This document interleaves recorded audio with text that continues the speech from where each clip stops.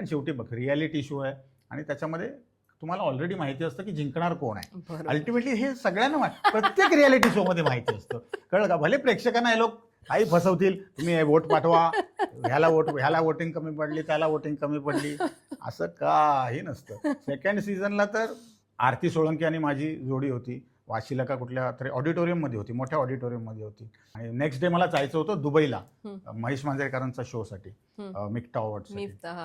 तर मी आरती आपली जिन्यावर बसून विकास दादा काय होईल आपला विकास, म्हटलं काही होणार नाही, 5वा नंबर आहे आपला, 5 फायनलिस्ट आहेत ना, आपण 5वे आहोत. का रे असं बोलतो? म्हटलं तू बघ, म्हटलं अजून आपली प्रॉपर्टी आलेली नाही आहे, कळलं का तुला? बाकी ज्यांची आल्या ना, आपली का नाही आली अजून? तर मी त्या फिनालेला हम आपके कोण आम्ही करत होतो पॅरडी. म्हणजे मी सलमान खान, आगरी सलमान खान, आणि ती दुबली पतली माधुरी दीक्षित आगरी, कळलं का? मी एक डायलॉग पण होता त्याच्या, ती उघडी पाठेवर सेम ब्लाऊज तिने शिवलं होतं आणि आरती सोळंकीची पाठ. मी डायलॉग ज्या असले पाठ आहे का पठार आहे आका, त्याच्यावर पण मोठं हे झालं होतं.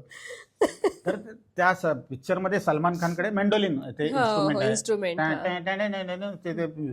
तर मी प्रोडक्शनवाल्यांना सांगितलं की मला एक मेंडोलिन आणून द्या, सलमान खान करतोय मी याच्यामध्ये. तर मग झालं, तर 1 तास आता रन थ्रू करायचे, ग्रँड रिहर्सल रन थ्रू. आणि त्याने मला काय आणून दिलं माहिती आहे?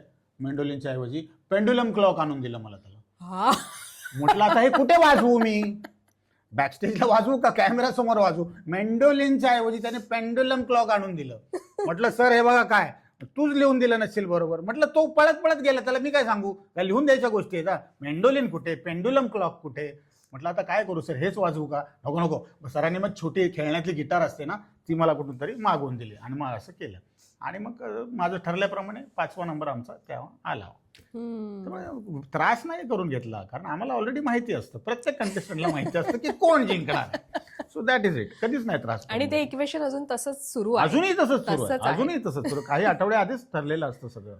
नाहीतर मला सांग ना तू, आता ऑडिटोरियम मध्ये फिनाले आहे, वोटिंग शेवटचा एक तास वोट करा सगळं चालू असतं. मग सगळे परफॉर्मन्सेस संपतात, मग जे जजेस आहेत ते मेकअप रूम मध्ये जातात, आम्हाला थोडा वेळ हवा आहे डिस्कशन करायला, ठीक आहे. आणि त्याच्यानंतर पहिलं पारितोषिक अनाऊन्स केलं जातं, विजेते आहेत ह्याव आणि ह्याव आणि त्यावचं नावं प्रिंट करून आलेले असतात. मग त्या मेकअप रूम मध्ये काय प्रिंटिंग प्रेस बसवल्यात?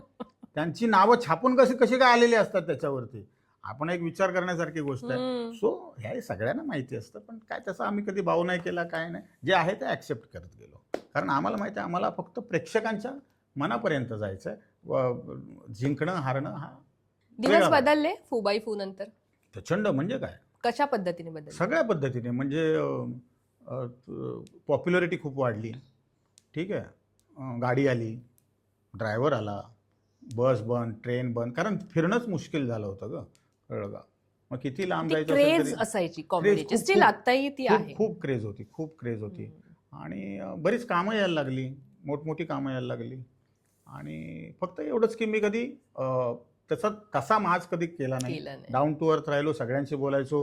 शूटिंगला पण कधी मी गेलो तर मी सेटिंग बॉयवाल्यांना, सेटिंग जे पोरं आहेत ना त्यांच्याबरोबर जेवायला बसायचो. मी कधी व्हॅनिटी फार मी त्याच्यामध्ये पडलो नाही. मी जे इतर काम करणारे असतात लोक, त्यांच्याबरोबर मी जेवायला बसायचो. अगदी स्पॉट बॉयला त्रास व्हायचा जेव्हा शूटिंग संपायचं ना, आणि कल से सर नाही दिखेंगे असे त्या लोकांना त्रास व्हायचा. सो असं सगळं चांगलं बऱ्यापैकी फरक पडला आयुष्यात.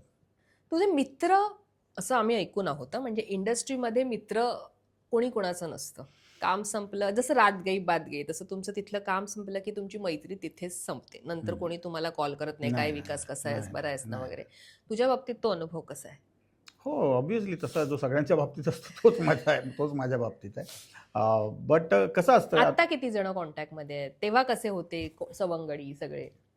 नाही बघ, कसं असतं ना, तर तू एखाद्या प्रोजेक्टमध्ये सांग, तो खूप काळ एकत्र आहात तुम्ही. आता एक नाटक आहे आणि त्याचे खूप प्रयोग आहेत, महिन्याला 20 प्रयोग 25 प्रयोग, आणि काही वर्षे नाटक चालतं, बरोबर. सो तुम्ही कनेक्टेड असतातच एकमेकाशी, भेटी गाठी वगैरे सगळं चालू असतं. कालांतराने ते नाटक बंद होतं, तुम्ही वेगळ्या कामाला लागतात, ते वेगळ्या कामाला लागतात, तुमचे टच कमी होतात. ओके, तुम्ही एखादी मालिका करताय, ती मालिका काही वर्ष चालते, तो तुमचं रोजचं येणं जाणं, त्या मालिकेनिमित्त तुम्ही काही इव्हेंट्सला भेटत असता किंवा तुम्ही एकत्र इव्हेंट्स ते करत असता, बरोबर, किंवा त्या मालिकांमधलेच काही लोक एका पिक्चरमध्ये असतात, त्यामुळे तुमचे कनेक्शन्स चालू असतात, कुठे ना कुठे भेटीगाठी चालू असतात. पण अगदी जेव्हा तुम्ही लांब पडता ना, तेव्हा खरा माणूस कोण आहे ते कळतो. म्हणजे फोन नाही, आपण फोन केला तर उचलायचा नाही, का तर ह्याचं काही चालू नाही, ह्याच्यापासून मला काही फायदा नाही, असे नाहीचा जो काही पाडा असतो ना बॉस, तो मी आयुष्यामध्ये खूप झेललेला आहे. पण मी एवढं पण सांगतो की माझ्या कठीण काळामध्ये खूप लोक उभी राहिली. मी अजिबात कुणावर नाराज नाही ना, मी आयुष्यावर नाराज आहे ना, मला माझ्या आयुष्यात आलेले जे लोक आहेत मी त्यांच्यावर नाराज आहे. ते लोक माझ्या कठीण काळामध्ये सगळे उभे राहिले, माझ्या पाठीशी उभे राहिले, माझ्या बायकोच्या पाठीशी उभे राहिले, कळलं का. आणि मला मॉरली सपोर्ट खूप मला केला लोकांनी. म्हणजे हॉस्पिटलमध्ये सुद्धा जेव्हा मी बेशुद्ध अवस्थेत होतो तेव्हा पण बरीच लोक येऊन गेली. अवधूत गुप्ते, मंगेश देसाई, सागर कारंडे तर काय तो बालपणीचा मित्र आहे, तो सुद्धा आला. आणि बरीच मंडळी येऊन गेली. हे मला नंतर कळलं बायकोकडून की हे लोक येऊन तुला भेटून गेले. आणि खूप लोकांनी फंड रेझिंग केलं माझ्या नकळत सुद्धा. प्रशांत दामले आहेत, अंकुश चौधरी आहेत, पॉलिटिकली एकनाथ शिंदेंनी खूप हेल्प केली मला त्या काळामध्ये.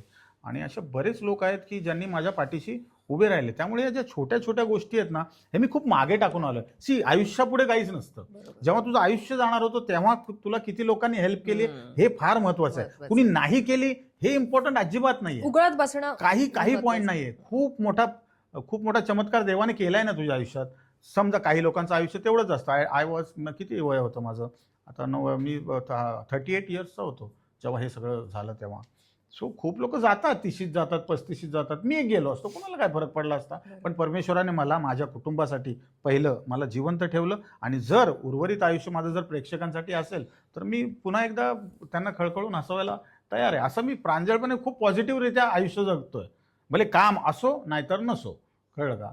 तो मला चालवतोय आणि ह्या पुढेही तो परमेश्वरच मला चालवेल याची मला संपूर्णपणे खात्री आहे. मला तुला हे विचारायचंय की राकेश सारंग हे जे नाव घेतलं, जे मोठं प्रस्थ आहे, हो. आता तर मालिका विश्वातील एक मोठं प्रस्थ आहे. हो.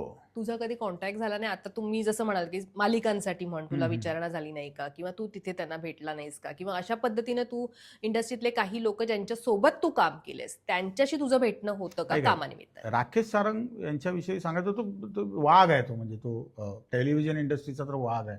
आणि फू बाय फू हे त्यांनीच मला देव केलेली मालिका आहे, कळलं का. मला पुन्हा एकदा म्हणजे नवरा माझा नवसाची क्रेज आहे, ठीक आहे, पण त्याचा सुद्धा एक लिमिटेड एक काय म्हणतो त्याला, सिनेमा बघणारी एक मंडळी जी आहे ती जरा वेगळी, आणि टेलिव्हिजन बघणारी मंडळी वेगळी. तर त्यांनी मला टेलिव्हिजनला त्यांनी घराघरात पोहोचवलं. सो मी त्यांचा खूपच थँक्स मी म्हणतो त्यांना. आणि तुला मी सांगतो, फू बाय फू चालू असतानाच झी मराठीला कुंकू नावाची मालिका लागायची, बरोबर, खूप पॉप्युलर मालिका, सुनील बर्वेची मालिका खूप पॉप्युलर होती. तर त्याच्यात सुद्धा त्यांनी मला कॅरेक्टर दिलं होतं, बरोबर. आणि साम मराठीला तेव्हा पुणेरी मिसळ नावाची एक लागायची. हा, एक्झॅक्टली. सो एका वेळेला माझ्या 3 ज्या मालिका चालू होत्या त्या राकेश सारंगांच्याच होत्या, कळलं का तुला. त्यामुळे राकेश सारंगांनी मला खूप काही दिलंय. आणि आता जी लॉकडाऊनमध्ये जी कॉमेडी मेमेडी नावाची मालिका आली, तर तो माझा ह्याच्यानंतरचा भाग होता, ऑपरेशन नंतरचा तो माझा. आणि ऑलरेडी ऍक्टर्स सेटअप झाले होते सगळे. मी सरांना फोन केला, म्हटलं सर मी घरीच बसलोय, मला पण पुन्हा काय. अरे तू बरा झालायस का? म्हटलं सर बरा आहे.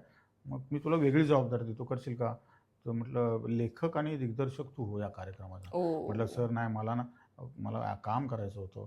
मला सांग, ऍक्टर मोठा की दिग्दर्शक मोठा? तर म्हटलं ऑब्व्हियसली दिग्दर्शक. मग ती जबाबदारी देतोय मी तुला. त्यांनी मला लेखक आणि दिग्दर्शक म्हणून तिकडे ठेवलं. आणि जी माझीच मित्रमंडळी होती ती ऑब्व्हियसली सगळं जो काय घोळका त्यांनी जमा केला होता. सो राकेश सारंगांनी मला खूप काय दिलंय.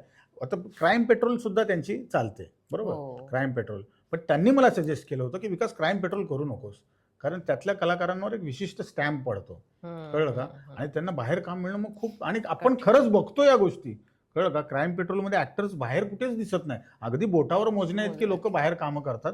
सो त्यांचं सजेशन होतं जे मी लगेच फॉलो केलं होतं. नाही तर त्यांना मला क्राईम पेट्रोलमध्ये काम देणं काहीच कठीण काम नव्हतं, जिकडे ते एवढ्या मोठ्या मोठ्या मालिकांमध्ये त्यांनी मला घेतलं होतं. त्यामुळे राकेश सारंगांचा मी नेहमीच ऋणी राहीन.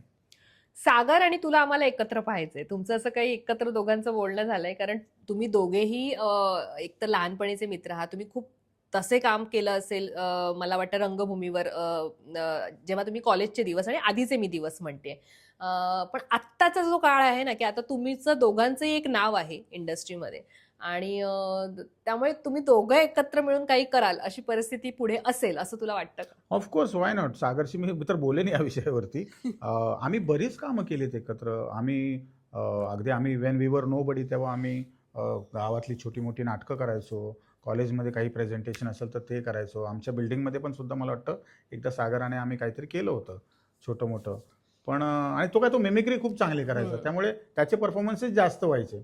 आणि मग नंतर नाटकांमध्ये आम्ही एकत्र काम केलं. भाग 2 मध्ये सुद्धा मी तो पहिल्यापासून होता. मग मी भाऊचा का कोणाचा तर प्रॉब्लेम झाला होता, तर मी त्या रोलसाठी उभा होता. आम्ही ते केलं. आम्ही काही इव्हेंट्स भरपूर केल्या आणि कॉमेडी एक्सप्रेसमध्ये तर आम्ही भरपूर काम केलंय. बरीच वर्ष आम्ही एकत्र काम केलं. त्यामुळे आत्ता जे तू म्हणतेस की आत्ता काहीतरी करायला पाहिजे, तर काहीच हरकत नाही. 2 माहीमचे मित्र पुन्हा एकदा एकत्र आले तर काहीच लोकांना हरकत नाही.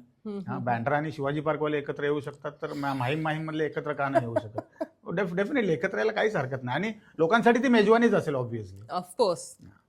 मला सागरविषयी तुझ्याकडनं ऐकायला आवडेल. तुम्ही दोघं तुमची जी जोडी होती लहानपणापासूनची म्हणजे आत्तापर्यंत आणि आता तर तो बिग बॉस मध्ये आहे, तर ते मला सागरविषयी तू बोलशील जास्त.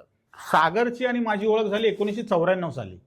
आम्ही राहायचो बाजूबाजूच्या कॉलनीमध्ये. म्हणजे माहीमला आमची पोलीस क्वार्टर्स होती आणि त्यांची फिशरमन कॉलनी होती, म्हणजे ज्याला आपण माहीम कोळेवाडा म्हणतो.